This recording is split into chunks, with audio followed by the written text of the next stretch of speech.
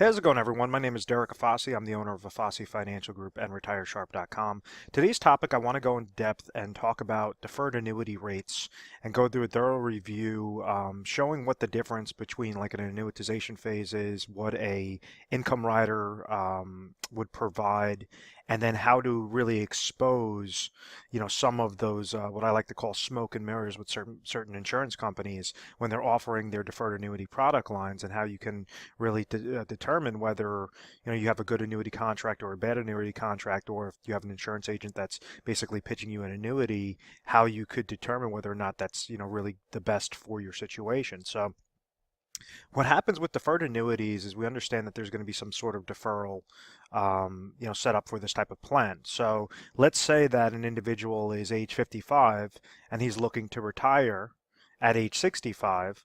Well, this person can place their retirement assets, whether that's in checking, savings account, money market account, if it's set up with qualified retirement accounts such as like an IRA, 401k, old 401ks, old thrift savings plans, old 403bs, different things like that, that allow an individual to take those remaining assets and place it into a type of annuity contract.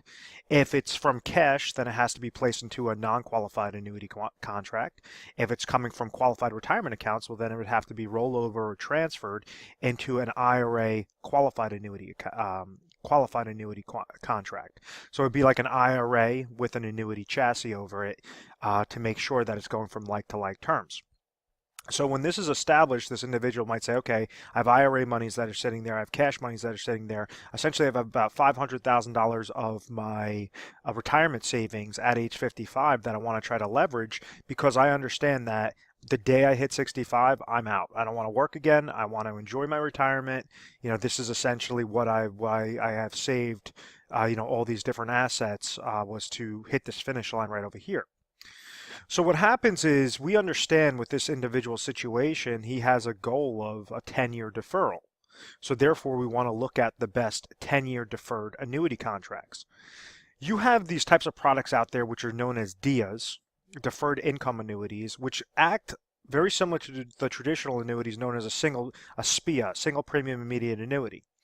And these were annuities that got a lot of bad press. I don't like them because I think that you're losing a lot of control. And I think that the DIA contracts, you're losing a lot of control as well, probably a little bit worse than how the SPIA contracts work. What do I mean by that? Well, what happened was, with traditional annuities, an individual would go to an insurance company and they might say, okay, I have $100,000 and I'm, 65 years old and I want to receive lifetime income. So out of this $100,000, what the insurance company would do is say, okay, we're going to calculate our actuarial table, say that this person's age 65 right now. We're going to, if he pays us $100,000, we're going to provide him back $6,000 every year to the day that he passes away.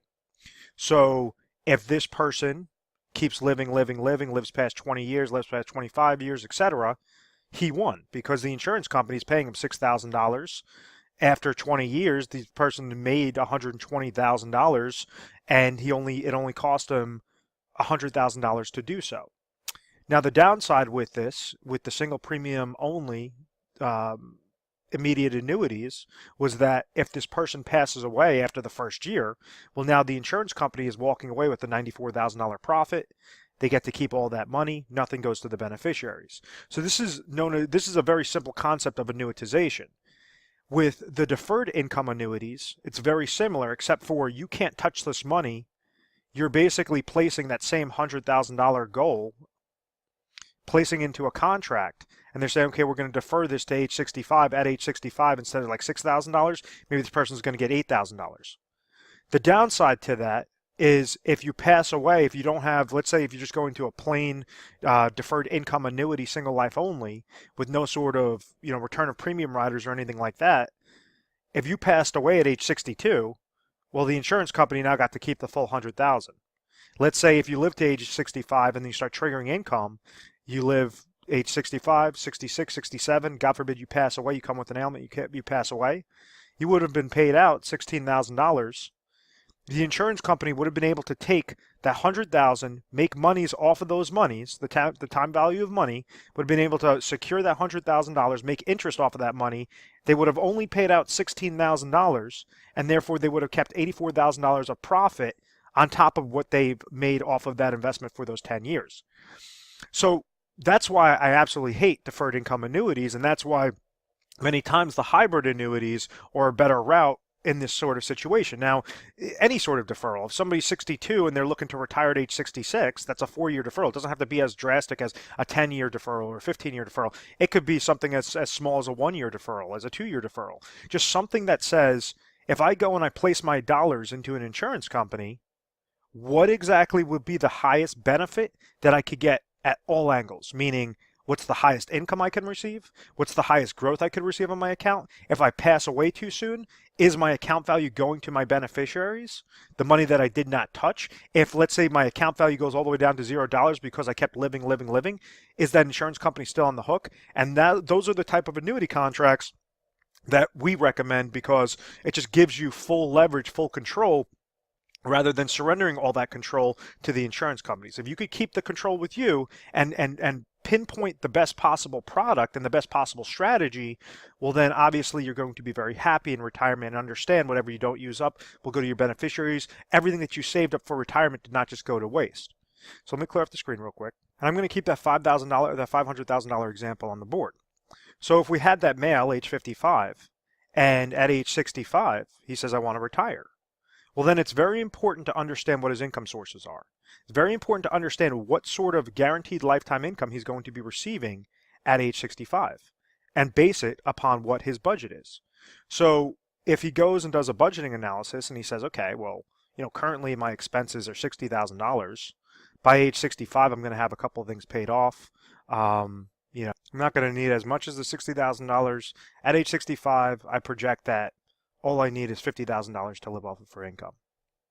So if we understand this concept and we understand that his bucket is $500,000, well then let's figure out this monies. Let's see exactly what the income sources are.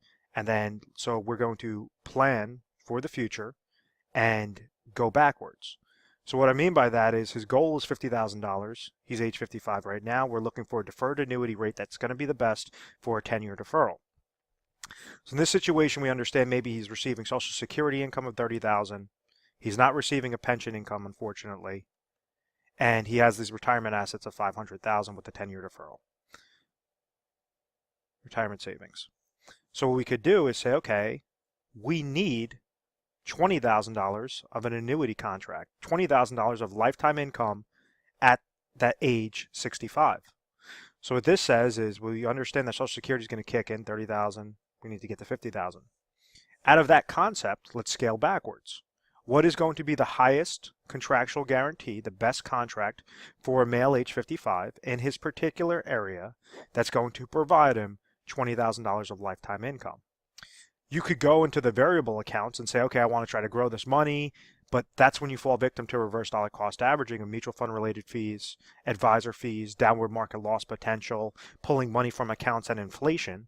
So that's why we typically don't recommend throwing your dollars into variable accounts, into speculation. We want to have certainty in an uncertain world. We want to say, if we could accomplish your goal with the best lifetime income, deferred annuity, and the best rates, why, that would make the most sense. So we're only taking the smallest dollars of this $500,000 to accomplish this $200,000 goal. So with that being said, you have these different things out there known as like hybrid annuities. And I talk a lot about hybrid annuities, and I say, about 90% of those products, 95% of those products are typically garbage in a situation, but those 5% that are good are amazing products for an individual situation. So if we have company A, let's say we have 3 companies that come back in first, second, and third place. Company A determines that it's going out of this $20,000, it could accomplish its goal. It could accomplish the lifetime income goal by only using $200,000. Company B with the same rating requires $275,000, and then Company C requires $350,000 of an initial deposit. Well, obviously we're going to go with Company A because of the fact that we're going to use less dollars, have the same quality contract, and it's going to provide us lifetime income. rather than use a annuitization where you're losing control, or deferred income annuity where you're losing full control of those monies. With a hybrid annuity, it's a combination of a fixed index annuity with an income rider. So it allows your account to grow when the market goes up, gain 0% whenever the market goes down, receive something known as a roll-up rate percentage on your income base, and trigger lifetime income, so that when it comes time at age 65 to trigger that $20,000 of lifetime income, it's coming off of the income base. That number is slowly getting depleted on your physical monies to decrease that account value, but your account value still has a fighting chance against inflation, and still allows you to, because this account is not going with downward market losses, it's still allowing it to grow as you're siphoning out monies, to leave monies to your beneficiaries. So in this situation, what happens many times is an individual say, oh, well, I was contacted by company C. They were telling me about this 10% premium bonus. They were telling me about the 7% roll-up rate. When in actuality, when you open up the hood, what is the exact dollar amount that you're going to be receiving on a guaranteed lifetime income basis? Is that going to be the best contract in your area when you go through over 1,200 different options? And that's the power that we try to give individuals. As we say, we're an independent agency. We want to make sure that we have access to every single carrier possible, so that when calling into the agency, you have that peace of mind that we could send you, we could talk about all the pros, all the cons of these different carriers, and then place you like a perfect puzzle piece into this type of contract. Let me clear up the screen real quick. So with that situation, if it only required a deposit of $200,000, well, now this individual has $300,000 left over in emergency and inflationary protection to grow those monies. You didn't have to go and place the full $500,000 into annuity. What happens too often is you have a captive agent that works for a specific company. When somebody comes to their office, they're only going to be talking about that one company, just like company C, where they'd have to use $350,000, and then what they're going to try to do is tell them, yes, it's going to require $350,000, but look at what this, if you place $500,000 into this annuity, what that could do for you, how much more income you could that could provide to you. And annuities are very good on an income play and a consistent growth play, but it's not really good on the return. So we're basically, with annuity contracts, a lot, especially with the fixed index annuities, with income riders, just fixed index annuities, it's providing you that peace of mind that the markets crash, you're going to gain 0%, you have that 0% floor, but it's not going to be giving you these astronomical rates of return. You're a lot better suited going into managed money, into variable speculation accounts, but you do not want to have your monies in speculation if you do not have your income sources set up yet. So make sure, in this situation, we made sure the income sources were set up. It only required $200,000. We're going through all the top carriers. You had $300,000 left over. So now you have emergency funds, plentiful amount of emergency funds. Typically, emergency funds usually leave about 6 to 12 months of your expenses in an emergency, meaning liquid cash, money market account, whatever that case may be.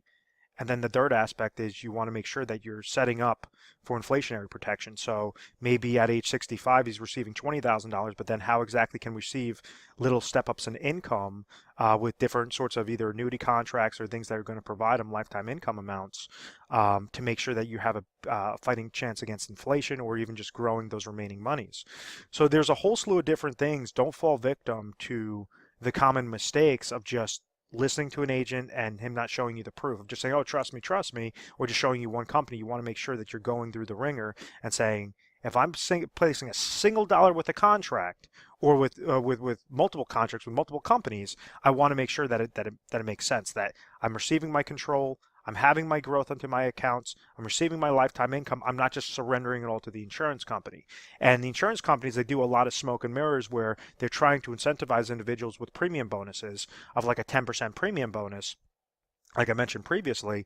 And sometimes you have contracts that don't even have a premium bonus, and it puts you in a much better position than that company that gives you a 10% premium bonus. It's that nice shiny object that is there to distract you and to incentivize you to go into that sort of plan. So, we want to make sure that you're constantly educated on the best types of annuity contracts, best types of deferred annuity rates, and at any point in time, let me clear up the screen. Feel free to call our 1-800 number. It's 1-800-566-1002.